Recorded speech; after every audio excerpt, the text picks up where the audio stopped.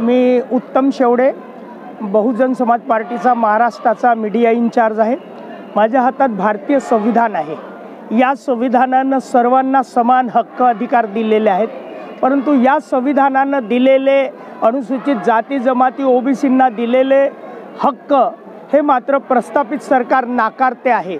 मागच्या 30 वर्षापूर्वीपासून म्हणजे 23 नोव्हेंबर 1994ला आजपासून 30 वर्षापूर्वी या ठिकाणी प्रस्थापित तत्कालीन शरद पवारांचं सरकारच्या विरोधात म्हणजे इथं हिवाळी अधिवेशन सुरू असताना जे लाखोंचा मोर्चा आला, त्यांनी कुठल्याच गोष्टी मान्य केल्या नाही। एकच मागणी होती की गोंडगोवारी हे वेगवेगळे आहेत, त्यांच्यामध्ये गोंडगोवारी हा जो एक शब्द होता त्यामध्ये कॉमा टाका आणि 85चा GR वगैरे तर ह्या ज्या गोष्टी ज्या मागण्या होत्या आणि वडणे समितीचा आता अहवाल आहे, वडणे समितीचा जो रिपोर्ट आहे तो त्यांनी मान्य करावा।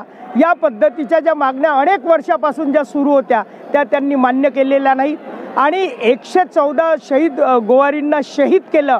आमच्या या संपूर्ण विदर्भातले भंडारा, गोंदिया, चंद्रपूर, वर्धा, नागपूर अशा ठिकाणून आलेली जी आमची मंडळी होती त्यांनी बळी घेतले त्यांचे आणि त्यांचा आता बदला घेण्याची वेळ या निमित्तानं आलेली आहे। संपूर्ण महाराष्ट्र आता पेटत आलेला आहे। आता त्यांची दिवाळी साजरी आहे। आमच्या समाजातली मंडळी दलित, आदिवासी, ओबीसी हे शहीद होत आहे आणि म्हणून या निमित्तानं आज बलिदान दिवस आहे, शहीद दिवस आहे। आमच्या समाजातल्या ज्या लोकांनी शहीद केलं, हा जर संविधानाचा सन्मान करायचा असेल तर या प्रस्थापित सरकारला, प्रस्थापित मनुवादी सरकारला आम्ही उलथून पाडलं पाहिजे आणि उलथून पाडण्याची शपथ आमचे चौधरी साहेब, आमचे 3 मंडळी मागच्या अनेक दिवसापासून यांनी उपोषण केलं आहे आणि ते उपोषणाला बसले आहेत, परंतु सरकारने कुठलीही दखल घेतली नाही आणि म्हणून हे जर दखल घेत नसेल तर आणखी आता आमच्या सहकार्याने सांगितलं की आम्ही रस्ते जाम केले, सर्व प्रकारचं आंदोलन केले, परंतु हे काही वटणावर येत नाही।